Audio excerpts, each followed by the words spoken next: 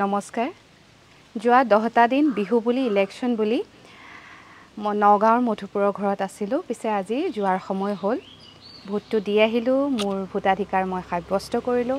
ভাৰতীয় নাগৰিকৰ দায়িত্ব পালন কৰিলোঁ যিসকলে এতিয়াও ভোট দিবলৈ যোৱা নাই সময় আছে সোনকালে গৈ আপোনাৰ ভোটাধিকাৰটো সাব্যস্ত কৰক এইকেইদিন ঘৰত থকাৰ বাবে মই এই জোপা আম গছৰ তলৰ পৰাই মোৰ ভৌতিক অভিজ্ঞতাবোৰ আপোনালোকৰ লগত শ্বেয়াৰ কৰি আছিলোঁ অভিজ্ঞতাবোৰ সকলোৱে যিদৰে আকোৱালি লৈছে সমানেই এই আম গছজোপাৰ কাৰণেও বহুতে কমেণ্ট দিছে মোলৈ যে আম কেইটা দেখি লোভ লাগিছে বহুতে কৈছে যে পদুনাৰ লগত চাটনি খাবলৈ বিৰাট ভাল হ'ব আৰু আম কেইটা আপোনালোকক সেয়েহে ভাবিলোঁ যে যোৱাৰ আগতে এবাৰ দেখুৱাই লওঁ এই আম গছজোপা মোৰ বিৰাটেই প্ৰিয় আমাৰ দেউতাই এতিয়া আমাৰ মাজত নাই কিন্তু দেউতাই কৰবাৰ পৰা এই আম গছজোপা আনিছিলে এই আম গছজোপাৰ বিশেষত্ব হৈছে যে গছজোপা বিৰাটেই চাপৰ সাধাৰণতে আম গছবোৰ বহুত ওখ হয় আৰু একেবাৰে ওপৰত আমবোৰ লাগে কিন্তু এইজোপা একদম চাপৰ আমাৰ একদম পদুলিতে আছে আচলতে মধুপুৰত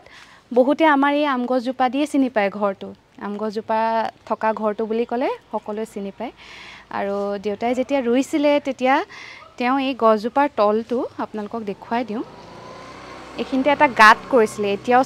ঘূৰণীয়াকৈ তেনেকৈ আছে আৰু তাত দেউতাই সদায় পানী দিয়ে অলপ গছজোপাতকৈ দূৰত পানী দিয়ে আৰু তেতিয়া মই সুধিছিলোঁ যে দেউতা এনেকৈ পানী কিয় দিছা তেতিয়া কয় যে আৰু কিবা এটা সাৰ দিয়ে কি সাৰ দিছিলে মই পাহৰিলোঁ তেতিয়া দেউতাই কয় যে পোক নালাগিবৰ কাৰণে একেবাৰে গুৰিত পানী দিয়াতকৈ অকণমান দূৰত এটা খাল খান্দি মানে তাৰ চাৰিওফালে পানীটো দিলে হেনো ভাল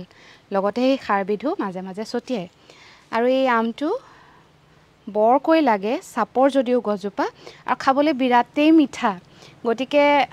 মইতো চাগে খাবলৈ নাপাম মই যোৱালৈকে এইখিনি নপকিব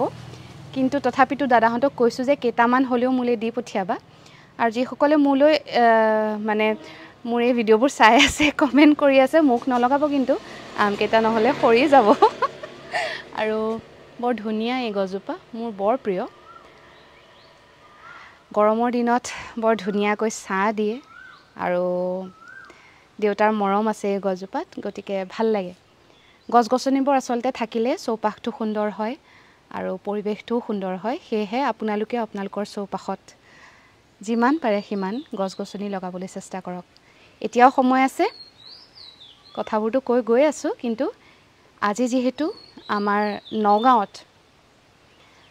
মানে ইলেকশ্যনৰ দিন আপুনি আপোনাৰ ভোটাধিকাৰ সাব্যস্ত কৰিব পাৰে গতিকে যিসকলে এতিয়াও ভোট দিবলৈ যোৱা নাই সোনকালে ওলাই যাওক দলে বলে ওলাই যাওক আৰু নিজৰ ভোটাধিকাৰটো সাব্যস্ত কৰক ধন্যবাদ